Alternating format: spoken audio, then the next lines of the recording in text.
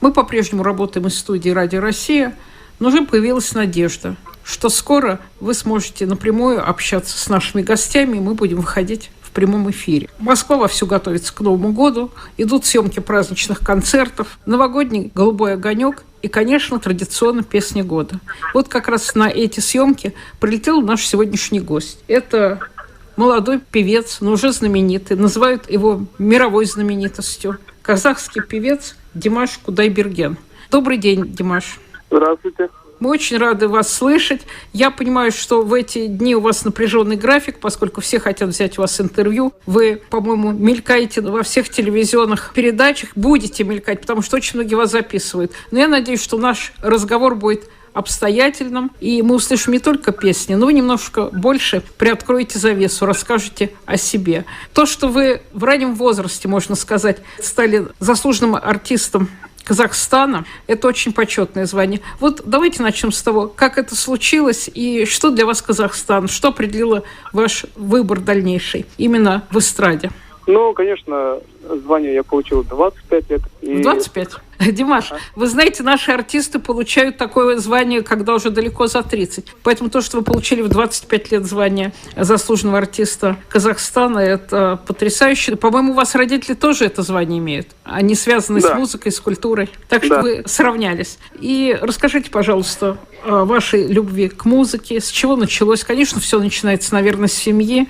Ваш отец руководил отделом культуры, мама работает в филармонии, по-моему, певица, сопрано, да? Отец руководил, отделом культуры в Актюбинской области. Это было где-то 3-4 года назад, и он подал в отставку, потому что он все-таки творческий человек, и ему хотелось, с одной стороны, быть рядом со мной, помогать мне, потому что я начал гастролировать по миру, где-то около 3 лет жил в Китае, и отец частенько прилетал ко мне, и родители тоже прилетали на мои сольные концерты. Вот как-то так. И насчет Казахстана хочу сказать, что это моя родина, это моя любовь. Казахстан навсегда останется в моем сердце. Конечно, как будучи большим патриотом своей страны и гражданином Казахстана, могу только сказать, что я горжусь своей страной, люблю казахскую музыку, люблю всех казахов. Конечно, я ко всем людям одинаково отношусь. Я люблю всех людей, вне зависимости, какую нацию они представляют, потому что я считаю, что все люди равны перед Богом. Мы ничем друг от друга не отличаемся. Вы даже прославились исполнением песни «Я казах». Да, вы выступали в ЮНЕСКО, исполнили эту песню «Я казах», чем еще больше влюбили в себя граждан своей страны. И ценно то, что во все песни, которые вы исполняете, вы вносите свой национальный неповторимый колорит.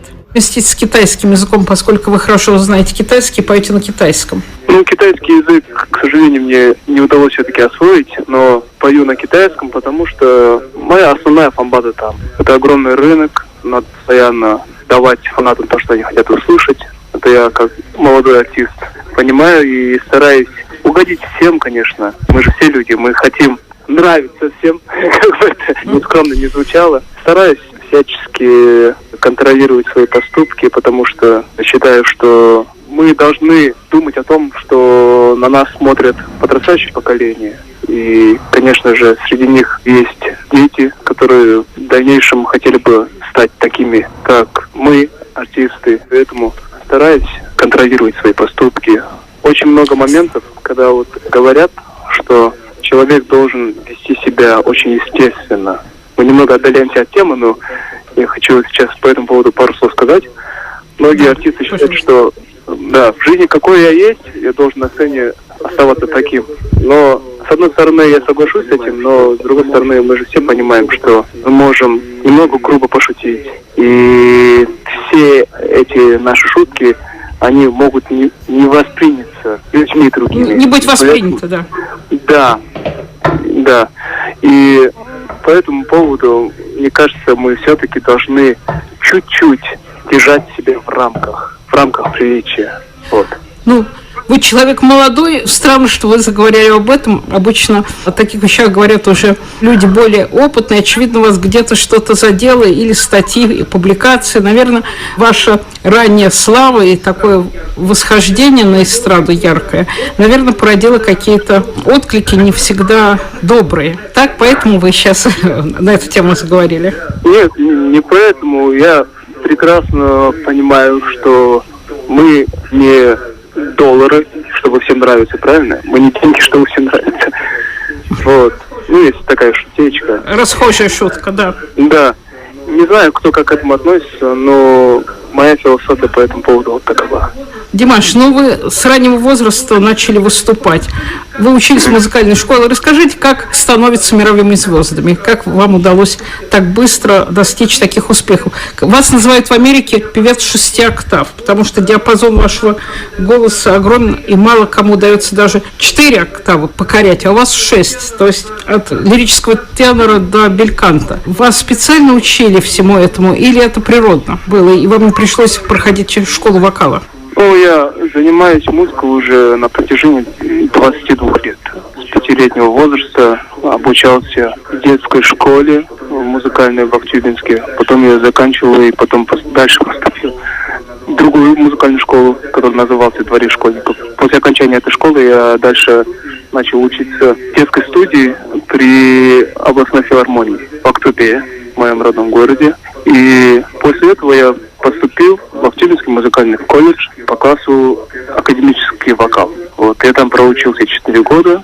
Потом после этого поступил в Казанский национальный университет искусств в Астане. Там проучился 4 года по классу эстрадно-джазового вокала. И закончил магистратуру по классу композиции. Сейчас учусь в докторантуре.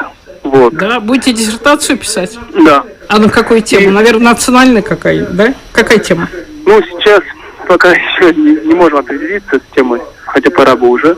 Но я веду разговор к тому, что в любом случае надо иметь основы вокала, основы академического вокала, и надо знать классическую музыку. Мы должны еще понимать, что музыка с каждым годом меняется, но основы остаются, и поэтому надо стараться быть со временем и при этом не забывать о классической музыке. Я знаю, что вы прекрасно сочетаете современную музыку с использованием классических элементов, а также казахскую музыку, национальную с поп-музыкой. Кто ваш учитель? У кого вы брали уроки и так быстро и талантливо все это освоили? Мой вокальный педагог живет в Актубе. Он когда-то преподавал еще моей маме, когда мама была студенткой. Зовут моего педагога Марат Ужабаевич Ятимов. Это тот человек, которому я очень благодарен. Он по-прежнему остается вашим педагогом, или сейчас вы уже не нуждаетесь в педагогах? Ну, сейчас по течению обстоятельств нам очень редко удается видеться, потому что я постоянно за рубежом находился. Вот последние 9 месяцев только жил в Астане, прям постоянно никуда не выезжал. А он еще в Актубе живет, не в Астане. Вот, по этим причинам редко виделись. Но в Пекине я занимался с педагогом по вокалу. И я считаю, что каждый артист должен заботиться о том, чтобы поддержать свою форму, чтобы голосовые связки всегда были в тонусе. Надо об этом заботиться. И надо заниматься вокалом тоже. Даже сам великий Лучано Паваротти, будучи уже в 70-летнем возрасте почти, он занимался с педагогом по вокалу, потому что артисты, вокалисты, то есть, никогда себя неправильно слышат. Им всегда кажется, то есть нам, всегда кажется, что мы очень красиво поем, очень все хорошо делаем, но на самом деле со стороны виднее. Родители сопровождают вас в ваших турах, или вы уже самостоятельно ездите, иногда только их приглашаете на концерты? Нет, конечно, я езжу самостоятельно. Допустим, на протяжении пару лет я гастролировал со своей командой в Пекине, с пекинской командой. Но мои родители сопровождают меня на больших концертах, на сольных. Это огромная поддержка, потому что на сцене очень важно чувствовать вот эту связь со своей семьей. Мы неразлучны практически. Мы каждый день созванивались, когда я был в Китае. Очень волнительно, когда ты стоишь на сцене и в зале сидят твои родители. Это вдвойне ответственнее, но приятнее намного. Димаш, ну у вас такие переполненные залы, стадионы, восторженные девушки, которые буквально пытаются каждый кусочек одежды заполучить. А уж когда вы проходите между рядами с песней, я видела в Кремлевском дворце, как они просто выходили из себя, что не могут до вас дотронуться, тот, кто сидел дальше. Вы спокойно относитесь к такой безумной популярности? Или все-таки это вас тоже греет и заставляет брать новые высоты? И вообще это как-то меняет вас? Во-первых, к таким моментам спокойно относиться невозможно практически, потому что это очень отрадно и радует. И я прекрасно понимаю, что в мире очень много талантливых певцов, талантливых вокалистов, но так Бог захотел, Аллах захотел, чтобы именно моя карьера пошла в гору.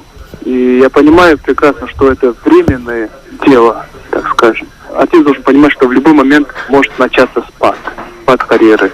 И для меня очень важно, чтобы на заре моей карьеры люди запомнили меня достойным, приземленным человеком, потому что я не маленький мальчик, который не понимает, что он натворил, с чем связался. Я понимаю, что у меня есть слушатели, я понимаю, что они меня любят. Просто я к тому, что этот путь певца, я хочу пройти достойно. Благодарен всем зрителям, которые меня поддерживают, всем людям, которые меня поддерживают. Очень много талантливых артистов во всем мире. Мы это прекрасно понимаем. Я напомню нашим радиослушателям, что в гостях у нас молодой, знаменитый казахский певец, которого уже называют мировой звездой, Димаш Кутайбенгер. Димаш, вот вы сейчас рассуждали о том, что певец должен всегда помнить. В любой момент может измениться судьба, может сцена оказаться уже не такой притягательной, как была в начале пути творческого. И поэтому нужно, наверное, вы имеете в виду иметь и какую-то еще специальность, чтобы потом перейти на другой уровень работы. Я не знаю, я насчет этого... если вы собираетесь защищать диссертацию, наверное, вы где-то думаете, что потом, может, надо будет преподавать, может быть, что-то изменится. Хотя пока у вас такой... Просто вы как бы рано об этом задумались, потому что у вас такой сейчас восходящий путь звездный, и стадионы, и огромные дворцы, и поклонницы. Поэтому странно, что молодой человек начинает уже думать, что не всегда все может быть так. Это очень мудро, может быть, в этом мудрость и вашего эпоса народного, и вашей семьи, потому что это очень, по-моему, глубокое и правильное отношение к жизни и к эстрадной карьере. Спасибо большое. Да, хотя вот я удивилась, прочитала, что вы отказались от оперного пения. Вас приглашали петь в национальной опере, и все предпосылки для этого есть. Вы все-таки отказались. Почему?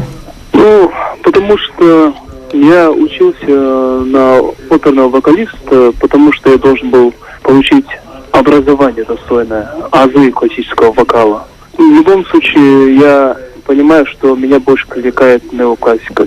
Это стиль, где классика с элементами эстрадного вокала, рокового такое. Это такой микс. Я в этом направлении хочу дальше работать. Возможно, то есть не будете... спустя несколько лет, наверное, у меня будет другой взгляд по поводу этого вопроса. Возможно, я в будущем буду тоже работать в театре или на эстраде, пока не знаю. Вам пока эстрада интересна, а кто для вас кумир? Какие имена вам дороги и к какому уровню вы хотели бы приблизиться к пению? Конечно же, это Селин Дион, конечно же, это Майкл Джексон, Лучано Паваротти, самый знаменитый оперный певец. Да, я хотела сказать, что это уже опера. Мне очень нравится слушать Андреа Бочелли. И очень люблю творчество группы Queen. Есть еще несколько рэперов, которых я не отказался его послушать. Эминем, например. Вас узнали и полюбили и в России. Россия тоже богата своими оперными певцами, замечательными голосами. Кто-то есть у вас из любимых певцов? Конечно же, Дмитрий Хворостовский. Это тот гениальный артист, которого мир, надеюсь, уже никогда не забудет, потому что он пел душой. Действительно, когда слушаешь Дмитрия Хворостовского, ты понимаешь, что профессия вокалиста полностью оправдана. А старшему поколению наших оперных певцов вы слышали? Козловского, Лемешева. Лемешев. Я даже в колледже пел из репертуара Лемешева арию Ленского. Шаляпин. конечно, Шаляпин, невероятный. Я думаю, еще, может быть, к вам придет этот интерес к оперному искусству, и после эстрады вы попробуйте себя и на оперной сцене. Во всяком случае, например, Сергей Яковлевич Лемешев начал выступать в Большом театре в 30 лет. Димаш, а как вы оказались в Китае? Почему так прочно ваша сейчас музыкальная судьба связана с Китаем? Я с ранних лет выступал на международных конкурсах, и как-то так само собой получилось, и в Китае узнали об этом, пригласили, и я принял участие на этом проекте I'm Singer, который перевернул мою судьбу. И все это произошло очень быстро. После выхода в эфир первого тура, на следующий день я понял, что меня начали узнавать на улице в Китае.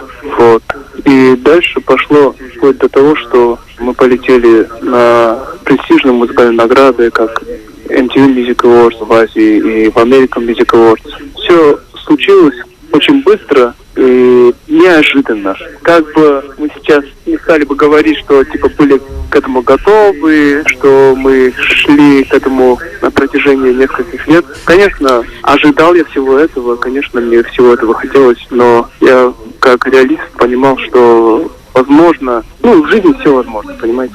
Удачи. Это вы, наверное, поняли, вы, наверное, поняли уже, когда почувствовали успех. К успеху нужно идти долгим и трудным путем. Вам было трудно учиться, или это все так легко для вас прошло? Я знаю, что трамплином был Славянский базар, и для вас тоже была неожиданность, что вы там получили гран-при. И неожиданно вы спели «Беловежскую пущу». Вы раньше знали эту песню или перед выступлением вас ее попросили выучить? Я с детства знал эту песню. А у вас в семье на русском языке говорили? Потому что все-таки уже годы вашего рождения, когда русский язык не так был популярен на постсоветском пространстве, и старались учить английский, французский. Я знаю, что вы на 8 языках поете, да? Стараюсь, по крайней мере. Вам 3 года было, когда уже рухнул Советский Союз, и страны стали обосабливаться и все-таки стараться изучать европейские языки. А у вас в доме русский язык в ходу, у вас разговаривают на русском, читают на русском? У нас такой жесткий закон. Дедушка, и отец, и бабушка, и мама всегда нас заставляли говорить на казахском языке. И я считаю это правильным, потому что каждый народ в первую очередь должен уважать свой язык и стараться побольше разговаривать на своем родном языке. И будучи казахом, я очень рад тому, что в такое трудное время я стал казахскоязычным парнем. Уже, наверное, не казахскоязычным, потому что и в Америке, и в Европе вас знают, и вы поете на разных языках. Я только что сказала, на 8 языках, да? Пою-то да, но... Французский, испанский, не значит, что вы их знаете. А итальянский? Для оперного пения, конечно, в первую очередь итальянский надо знать. Да, когда я еще учился в колледже, мы всегда пели на итальянском языке, и пели русские романсы тоже, и пели на немецком, на французском, на итальянском. И я носитель казахского, русского, хромающего тоже такого. Не, у вас хороший русский язык. Спасибо. И английского ужасного, худо-бедного, такого, английского.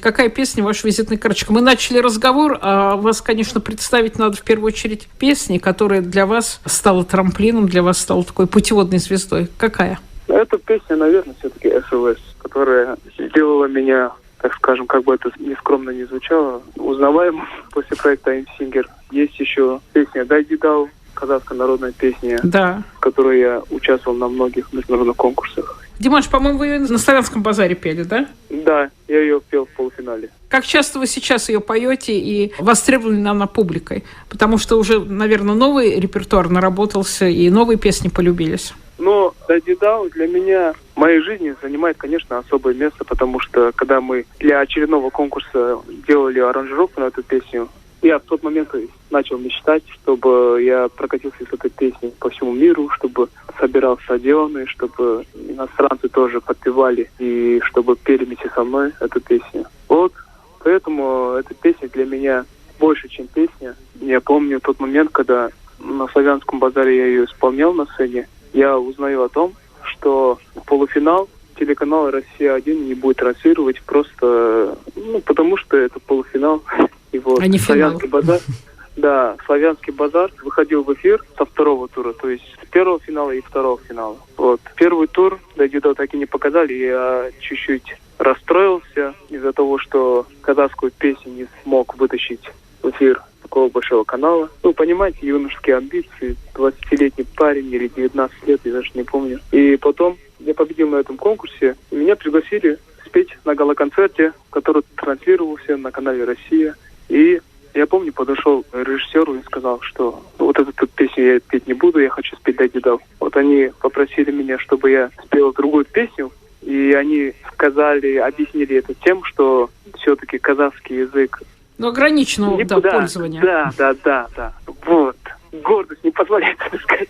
Но, конечно, казахский язык это же пока что не английский язык, хотя он очень богатый язык, но он малоизвестный. Очень напевный. Да. У вас очень красивые песни. Язык, очень красивый язык. Да. Я люблю этот язык. И потом они старались аргументированно все мне объяснить, то, что «Славянский базар» — это та программа, которую смотрят на всех территориях бывшего СССР. В том числе и в Казахстане.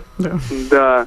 И я все-таки смог их убедить в том, что «Дай Дедал» молодец, вот молодец. Да, смотреться выигрышнее. Я просто сказал, либо я пою «Дай Дедал», либо я вообще не пою. Молодец. Характер есть у вас, да? Характер, да, не ангельский.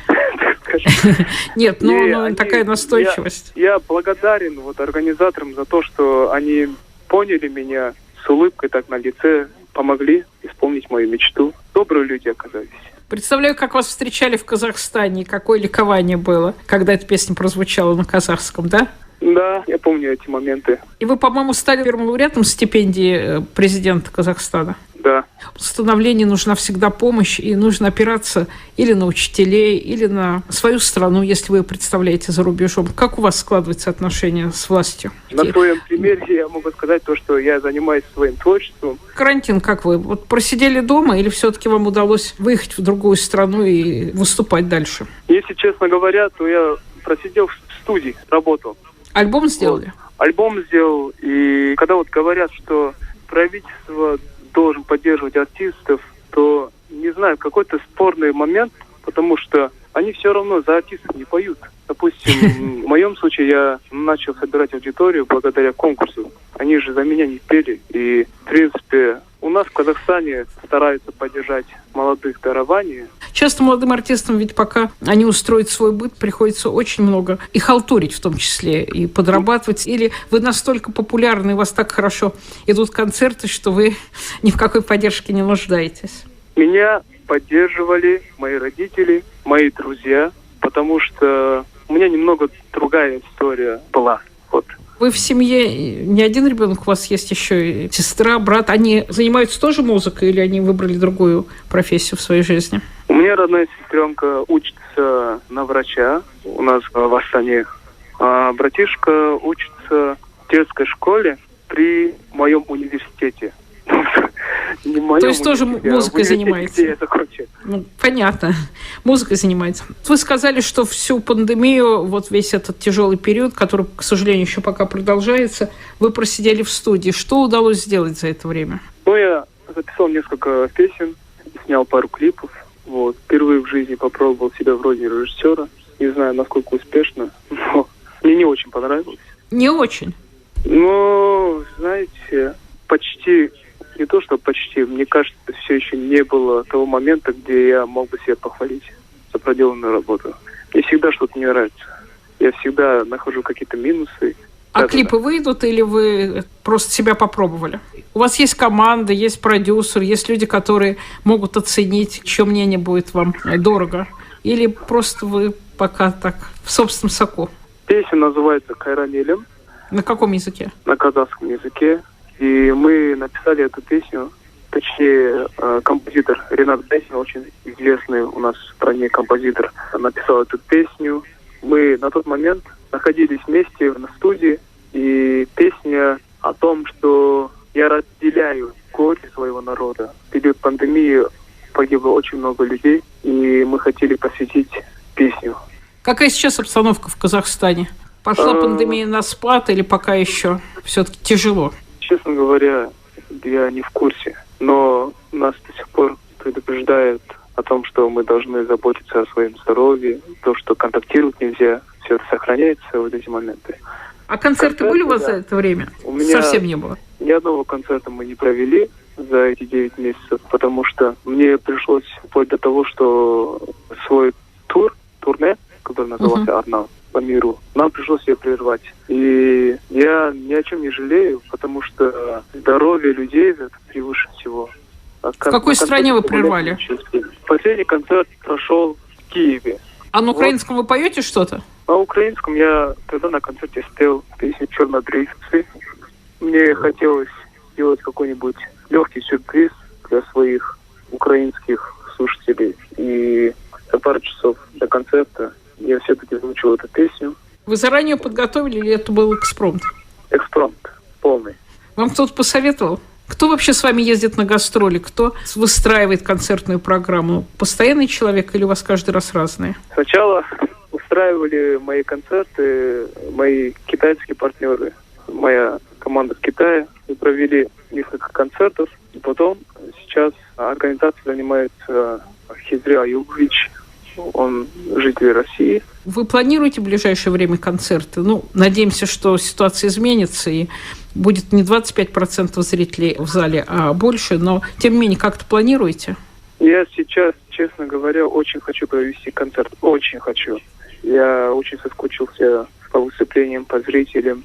Но я не могу на это решиться по причине того, что люди могут заболеть. Это здоровье зрителей, здоровье людей. Оно на данный момент для меня важнее. На концертах мы еще успеем погулять, так что придется потерпеть. Какие-то виртуальные записи вы делаете? Потому что у нас многие артисты выступали со сцены Большого театра, из других сцен в пустом зале. Но они пели, и телевидение это транслировало, и поэтому почитатели и любители их творчества могли все это увидеть. До этого момента был немного непонятным. И за счет этого я много думал по этому поводу. И только недавно мы пришли к тому, что все-таки стоит провести онлайн-концерт. И он пройдет 16 января на сайте TixArt, это американский портал, который транслирует концерты. И будет новая программа? Да, будет новая песня. Вы знаете, я была на вашем концерте в Кремле.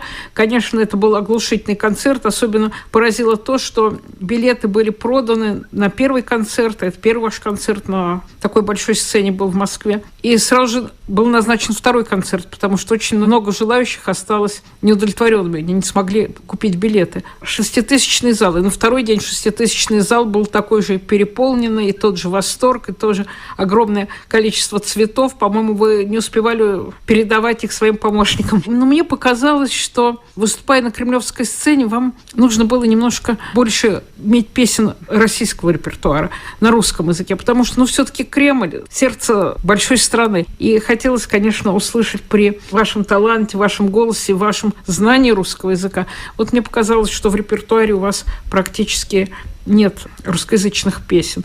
У вас, по-моему, 2 или 3 песни, да, на русском языке? Кажется, да.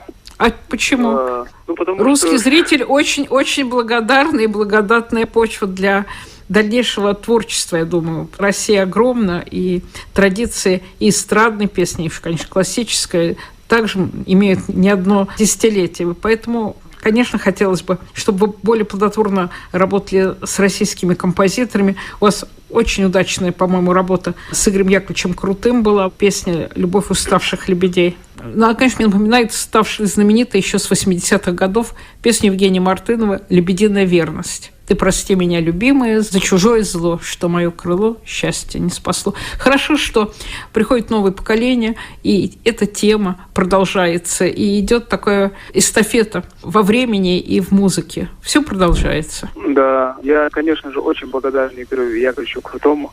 И вот эта песня «Любовь уставших лебедей» полюбилась многим, и она мне очень-очень нравится, конечно же. И мы должны понять, что Игорь Яковлевич — это первый композитор из России, с кем я начал сотрудничать.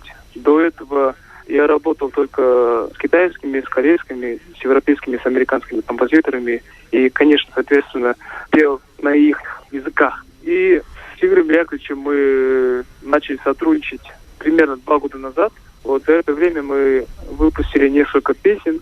И «Любовь уставших лебедей», песня «Знай», вот скоро на подходе 3-я песня на русском языке. И, конечно, я благодарен всем своим российским слушателям за то, что они поддерживают меня и стараются подарить свою любовь. Я это все чувствую. Невероятно благодарен им за это. Бизнес довольно сложный. И то, что вы поете живьем, и то, что вам, как говорится, все аккорды для вас доступны, и любая тональность, наверное, это многих удивляет, а кого-то и огорчает, потому что вы становитесь вне конкуренции. Вот как сложились отношения на нашей эстраде?